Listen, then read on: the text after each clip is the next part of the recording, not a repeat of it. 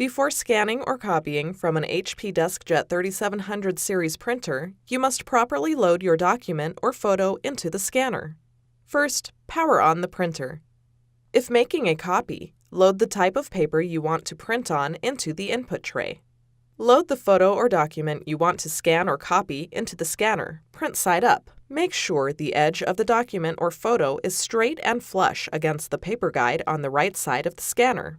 The printer pulls the document or photo partially into the scanner and the scan light brightens. If the scanner is not pulling in the document or photo, remove it from the scanner and reload it, holding it from a different location and loading it with a slightly different angle. With your document or photo properly loaded, scan from your computer with HP or third-party scanning software. Make copies of your document or photo by pressing the Start Copy Black or Start Copy Color button on the printer control panel. To increase the number of copies, press the button the same number of times as the number of copies you want to print.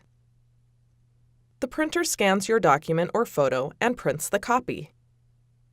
Before heading ahead into the video, in case you are facing any issue with your Netgear range extender device, get in touch with our Netgear experts.